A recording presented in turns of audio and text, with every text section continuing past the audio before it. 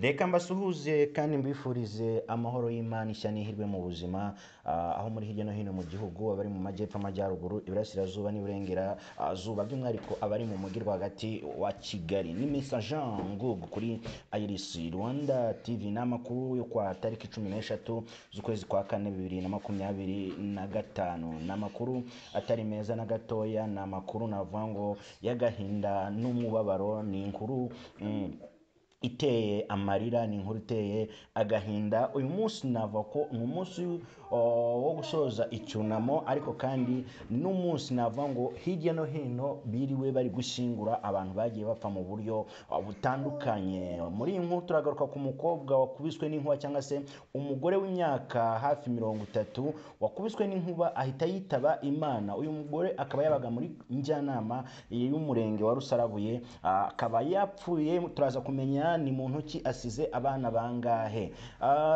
Muri diocese ya Ruhengeri hari kuvugwa impfu zigiye zitandukanye. Mu minsi yashize nibwo hashingwe Padri Werarsi. Uyu munsi wa none hateganyijwe cyangwa se hari gutegura gahunda yo guherekeza no gushyingura Musenyeri Vincent Barugahare. Ntabwo ari ibi gusa kandi nanone ubuse twababwiye yuko mu murenge wa Bigogwe mu kagari cyangwa se hari muri Kijote hapfuye abantu 3 bishwe n'impanuka ubwo bari bahagaze imodoka igakwepa umunyegare igahita ibahitana. Hapfuyemo abantu 4. Uyu munsi 3 muri bo baraza kubashingura, cyangwa se ndetse n'umuhango wo kubashingura ukaba watangiye hariya mu Bigogwe. Nikaze kuri Iris Rwanda TV, kora subscribe, like, share na comment niba utarabikora kugira ngo amakuru n'ibiganiro byacu bigiye bikugereraho ku gihe. Inkuru yacu turagaruka tudatinze. Rusarabuye sector Kabonaseri ni hamwe hejuru. Iyo hahagaze navuga ko Rusarabuye ni naho akarere ka Burera kubatswe. Akarere ka Burera kakaba kubatswe mu murenge wa Rusarabuye, niba ntibeshye ariko nibyo. Iyo hagaze hari akabona hejuru uba witegeye urugezi, ukabureba akarere kahoze bwa mbere, ukabureba akarere kari, ukabureba Parike Nationale y'Ibirunga yose uko yakabaye. Ni urupfu rwabaye kuri tariki 11 z'ukwa 4 2025 nkuko twabamenyesha kuri Iris Rwanda TV ngo kusa ya saa 12 ubwo imvura yagwaga inkuba yakubise umuturage witwa Disapfuye akiri mutoya, umubyeyi Joseline ufite imyaka 30 utuye mu mudugudu wa Busutamo, mwene Twahirwa Benoit na Karenzi Colombe, washakanye na Niyonzima Jean Claude, Niyonzima Disi nibaga bavugana arapfakaye arapfakaye umugabo Colombe bashakanye byemewe n'amategeko. Imukubise ari mu rugo iwe ahita bahita bamujyana kwa muganga ku kigo nderabuzima cya Butaro. Ahageze ahita ava mu mwuka, umubiri we wajyanwe mu buruhukiro bw'ibitaro bya Butaro. Murabyumva ko ni inkuru y'akababaro cyane, gukutwa n'inkuba, asize abana, asize umugabo bari barashakanye ku buryo bwemewe n'amategeko, ariko Imana imukunze kuturusha. Imana yakire ubuzima bwe kandi Imana imuhe kuruhukira mu mahoro. Indi nkuru wamenya nayo yatugezeho kuri yo tariki, urupfu rw'umwana w'umukobwa witwa Rovizazi Divine w'imyaka 15 wigaga mu wa 3 kuri groupe scolaire Gahurire, mwene Nsabimana Aroni w'imyaka 45 na Ayingene Esperance w'imyaka 39. Uyu mwana ise mu masaha ya saa 9 zuzuye yamwohereje gushaka ubwatsi bw'inka, amubwira ko atebuka kugira ngo asigare mu rugo ise abone uko aja ku rusengero muri repetition. Ise arategereza aramubura, nibwo yafashe icyemezo cyo kujya kumushaka. Abonye saa 11 zigeze akomeza gushakisha afatanyije n'umugore we, amubona saa 1:20 basanga umwana yapfuye, bamugeretseho ibuye, bikekwa ko mbere yo kumwica babanje kumusambanya. Suspect abafashwe cyangwa se abari gukurikiranwa n'urwego rw'igihugu rw'ubugenzacyaha ari rwo RIB kugira ngo babe bamenya uwaba wakoze icyaha. Hahise hafatwa abantu 11 bose bakekwaho. Umwe afite imyaka 39, undi imyaka 25, undi 24, undi 26, undi 19, undi 29, undi 14, hakuye mu myaka 14 ntabwo yashobora kwica umuntu. Undi 17, undi 19, undi 20, undi 19. Aba bose abafashwe bakaba bari kuri sitasiyo ya polisi Kibungo mu gihe iperereza rigikomeje. N'amakuru yo kuri Iris Rwanda ya tariki 13 z'ukwezi kwa kane. Nkuko twababwiye ubushize mu nkuru y'abapfuye ko Costazi Kagwega uvuka mu Bigogwe w'imyaka 34 utuye Kijote Kazuba Village, Nyirakibibi Jacqueline imyaka 48 na Mukagatambi imyaka 50 y'amavuko. Abantu bombi bari bahagaze ari batatu, bahagaze ku muhanda hari muri Kijote, abantu bahazi hari mu Bigogwe ubutaragira hasi ku soko ni ruguru yaho gatoya. Bari bahagaze ubwo muko guhagarara imodoka nkuko twabibabwiye, igare ryaturutse ruguru n'umuvuduko mwinshi, umunyemodoka agiye kurigonga arayikwepa, ahita agonga abantu batatu, bahita basiga ubuzima, n'umunyegare akubita umutwe hasi, nageze ku bitaro ahita avamo umwuka. Aba babyeyi uko ari batatu rero uyu munsi bakaba bari kubashingura hariya muri Kijote. Twavuga ngo Imana ibahereze iruhuko ridashira, Imana ibahe kwihangana basigaye, ibatuze aheza hayo, kuko twese tuzahurira mu ijuru. Ubundi baravuga ngo nta ujya kwa data ntamujyanye, ninjye nzira y'ukuri n'ubugingo, nta ujya kwa data atari njyewe umujyanye. Abangaba nabo igihe cyabo cyari kigeze, baruhukire mu mahoro. Namarira n'agahinda mu kubashingura hariya. Wenda umukameramani wacu wagiyeyo, igihe cyose ari buze kuduhera update, turaza kuba tubagezaho uko bimeze. Ikindi wamenya nuko imvura hano hanze yakamejeje, yagasarishije kuva mu gitondo hirya no hino, imvura yabyutse igwa. Impfu zabaye nyinshi koko, impfu zabaye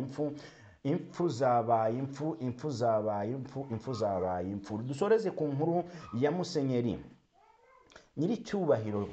Hariho ba musenyeri bagiye batandukanye, hakabona Musenyeri w'icyubahiro ari nawe witabye Imana. Uyu musenyeri wakoraga umurimo w'ivugabutumwa cyangwa se umuhamagaro we yakoraga muri paruwasi ya Ruhengeri, diocese ya Ruhengeri, by'umwihariko akaba avuka hariya muri Busogo, ari naho ijoro ryo kwizihiza ubuzima bwe ririmo rirabera. Gahunda yo guherekeza Musenyeri Padiri cyangwa se Nyiricyubahiro Vincent Barugahare kuwa kabiri tariki 15 z'ukwa kane 2025 saa 11 kuri paruwasi Busogo, misa kuzirikana ubuzima bwe. Ubwo bizakorwa ku munsi ejo tariki 15 saa 4 zuzuye, kugeza umubiri wa nyakwigendera.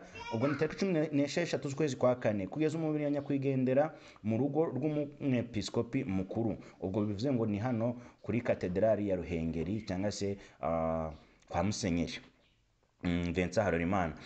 Saa 4 kugeza saa 4 n'igice gusezera kuri nyakwigendera muri katedrali ya Ruhengeri.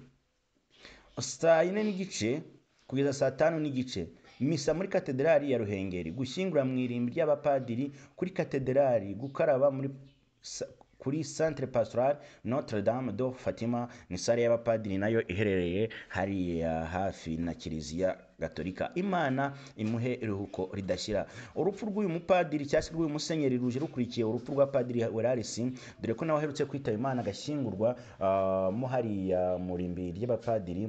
Ubundi amakuru nari mfite nanzi ko ba musenyeri bajya babashingura mu irimbi cyangwa se ba musenyeri bashyingurwa kuri altari mo hari imbere mu Kiliziya, hari ahantu begura akaba arimo bamushyingura. Ariko uyu nguyu kuri ko yani musenyeri w'icyubahiro atari ari we musenyeri yo ushumbye abandi bapadiri, byumvikana ko arashyingurwa mo hariya mu irimbi ry'abapadiri. Imana imuhe iruhuko ridashira, kandi abapfuye n'ababuza babo mukomeze kwihangana. Turacyari mu minsi yo kwibuka, ndetse mwibuke ko tuhita twinjira mu minsi 100 yo kwibuka abacu bazize jenoside 1994. no gukomeza kwihangana no kuba hafi ababuza babo muri 1994. Indi nkuru yaciye ururondogoro ni ya Moses Motion Turahirwa, aho hari ubutumwa yanyujije ku rukuta rwe ubutumwa agiye akomeza gutambutsa asa nk'ubasiye umuryango nyakubahwa Perezida Paul Kagame. Harakibazwa niba koko ibi bintu yaba ari Turahirwa Moses Motion wabikoze cyangwa se ari undi muntu wabikoze. Aba yari Moses wabikoze, isi yaba yacitse umurizo rwose. Ibi bintu ntabwo byabikwiriye umujeni nk'uri ukiri mutoya, guhembera ingengabitekerezo ya jenoside, gupfobya no guhembera amacakubiri. Ibi ngibi ntabwo byaba ari byo, ibi ntabwo byaba ari byo rwose. Moses, kariyeri yawe yaba uri kuyangiriza n'ubuhanga bwawe, ntacyo byaba biri kumarira urubyiruko dufite hano hanze. Mugire umunsi mwiza, ndabakunda cyane. Reka ngusuhuze kandi nkwifurize amahoro y'Imana, ishya n'ihirwe mu buzima, aho uri hirya no hino mu gihugu cy'u Rwanda, bari mu majyepfo, amajyaruguru, iburasirazuba n'iburengerazuba, n'abari mu mujyi rwagati wa Kigali, abari kutwumvira hanze y'igihugu ariko mwumva ikinyarwanda. Amahoro y'Imana akomeze kuganza muri mwebwe n'abanyu. Ni inkuru y'iki gitondo iramutse itari nziza na gatoya. Ni inkuru y'urupfu rw'abantu bageze kuri 4. Ni urupfu cyangwa se ni inkuru y'agahinda n'umubabaro ku bantu mugiye kuyumva, cyangwa se reka manze nihanganishe abantu baburiye ababo muri iyi mpanuka ikomeye cyane. Impanuka yabereye mu karere ka Nyabihu, umurenge wa Bigogwe. Ni impanuka yabaye ku munsi w'ejo ahagana mu masaa moya, saa 2, saa 3 gutyo kuzamura. Akaba ari impanuka yasigiye abantu benshi agahinda n'umubabaro. Ni impanuka navuga ngo yaje mu buryo butunguranye, ndetse akaba ari impanuka yateye igikuba mu bantu.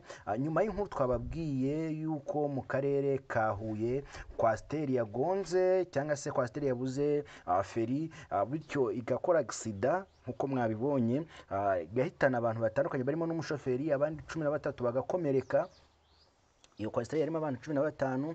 Ubu ngubu noneho inkuru iri guturuka mu karere ka Nyabihu mu murenge wa Bigogwe, haravugwa ngo ahavuzwe haruguru. Ni inkuru itari nziza cyane, y'umubabaro n'agahinda ku bantu nubwo tugiye kwibagezaho. Mwumve ngo ndababaye cyane, nanjye ndumva mfite agahinda n'umubabaro, ndumva mfite intimba. Nyabihu district, umurenge Bigogwe sector, Gatagara village. Abazi mu Gatagara, uburenze kwikora, wagira kwikora, hari ahantu hamanuka cyane aho bita mu Gatagara, haramanuka cyane. Ni ahantu hacuritse, kuko uva mu Gatagara ugera ahantu bita kuri banke hafi n'isoko.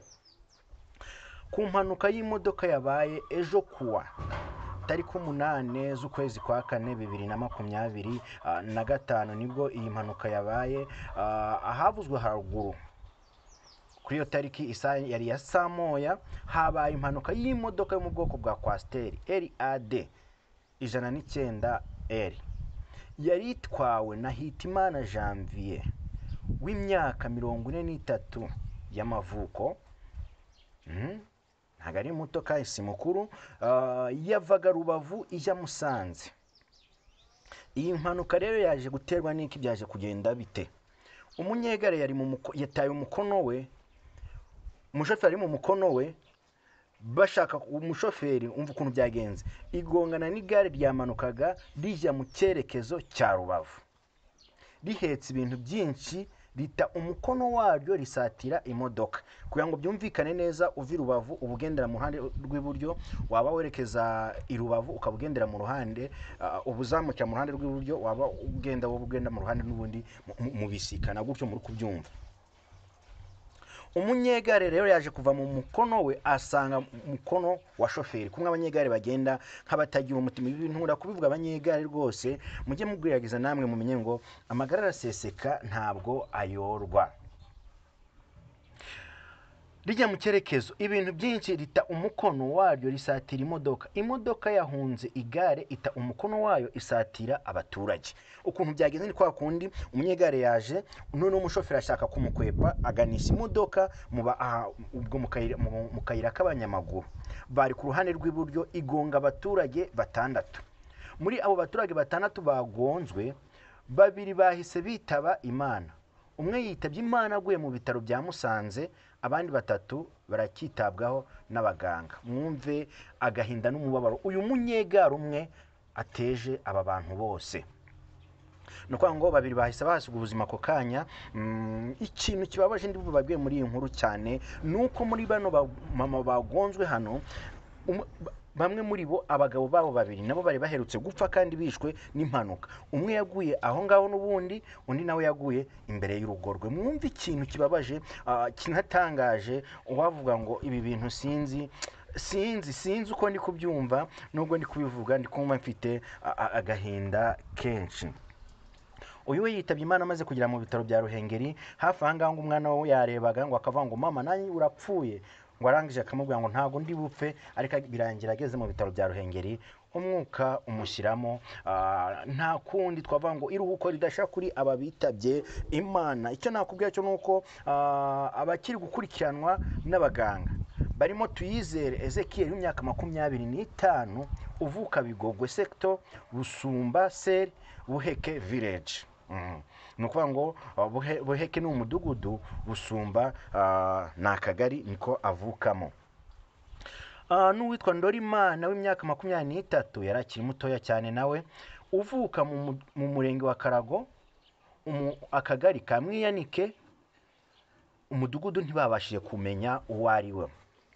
Uwa gatatu ni uwitwa Kadari Diodoni w'imyaka 49 uvuka Bigogwe, akagari ka Kijote, umudugudu wa Bikingi. Abangaba nibo bakiri gukurikiranwa, uretse ko ari amakuru avuga ko n'umunyegare nawe yaba yamaze kwitaba Imana, bityo bakaba bamaze kwasiga ubuzima ari abantu 4. Ntabwo turabimenya neza, turaza kuba tubimenya. Abapfuye hamaze gupfa abagore 3 cyangwa se ababyeyi 3, abamama 3. Kostazi Kagwera w'imyaka 64 uvuka Bigogwe sector Kijote, mu kagari ka Kijote. Kazuba ni umudugudu avukamo, apfuye ku myaka 64. Ana we. Nyirakibibi Jacqueline w'imyaka 48 uvuka Rubavu, mu karere ka Rubavu, umurenge wa Kanzenze, umudugudu Kanyirabigongo Kabana, umudugudu wa Kabana. Uyu atabarutse afite imyaka 48. Undi ni Mukagatambiye w'imyaka 50 y'amavuko uvuka Bigogwe sector Kijote Ser Usasamana village. Aba bose uko ari 3 bakaba bahasize ubuzima. Icyateye impanuka ni umunyegare wari upakiye cyane, wamanukanye umuvuduko mwinshi, akasikorosi biranga, arenga igisate cy'umuhanda yararimo, amanuka agonga kwasiteri yazamukaga. Abari muri iyo modoka ntacyo babaye. Uko umuntu atekereza nyuma, yewe abari mu modoka mushima Imana. Ni impanuka yabaye ku munsi w'ejo, ibera aho hejuru, nk'uko maze kubibabwira. Kimwe mwamenya nuko bamwe mu bamama babiri barimo, umugabo we yaguye aho ngaho bakoreye accident, niyo makuru atugeraho. N'undi mugabo wundi mugore nawe yaraherutse gupfa azize impanuka. Bivuze ngo abagabo babo babiri bose, abagore 2 bishwe n'impanuka, n'abagabo babo 2 bari baherutse kwicwa n'impanuka mu minsi mikeya ishize, bitari kera.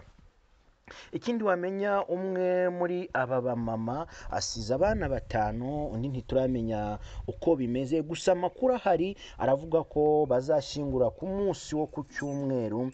Yigisi Rwanda tuzakomeza dukurikirane iby'inkuru, tunafate mu mugongo ababuze ababo, kuko ni ibihe bitoroshe cyane, n'ibintu bitoroshe kuba umuntu yagira icyo avuga kuri iyi nkuru. Nanjye ubwanjye nyitangaje numva mfite agahinda n'umubabaro kuva ku munsi w'ejo tubabwira ukuntu Huye byagenze. Uyu munsi wa none mwumvise ukuntu Nyabihu byagenze. Basigaye mukomeze kwihangana kandi nta kundi. Isi si iwacu, turimo turagana aho twateguriye kuzaba. Yesu yaravuze ngo ninjye nzira y'ukuri n'ubugingo, nta ujya kwa data ntamujyanye. Aho kwa data yavuze niyo twese tuzanyura kandi niwe udutwara. kandi ngo hahirwa abapfa bapfiriye mu mwami, kuko ku munsi w'umuzuko cyangwa se ku munsi wo kwemerwa twese tuzahindukira tugasa nk'abera, tugasa nk'uwera, tugasa nka Yesu Kristo. Aho bagiye ntituhazi, tuzi ko ari ahantu habi, ariko ntawamenya kuko nta muntu n'umwe wigeze ujyayo ngo agaruke uretse Yesu Kristo wenyine wahanganye n'urupfu, nyuma y'iminsi 3 akazuka, akajyanwa mu ijuru, akaba yicaye iburyo bwa Se. Ubwo rero nabo ntabwo tuzi, dukomeze tubasabire, twizeye ko bagiye bejejwe kandi ijuru ribakiriye mu bayo, ijuru ribakiriye neza, ribatuze ahera hatunganye, ahera hadatuye ikibi, nk'uko Yesu Kristo yapfuye nyuma y'iminsi 3 akazuka, akaba yicaranye na Data wa twese iburyo bwa Se. Namwe muruhukire mu mahoro kandi abasigaye mukomeze kwihangana. Kora subscribe, like, share na comment kuri Iris Rwanda kugira ngo we kujya ucikanwa n'inkuru zacu n'ibiganiro byacu. Murakoze, mugire kwihangana.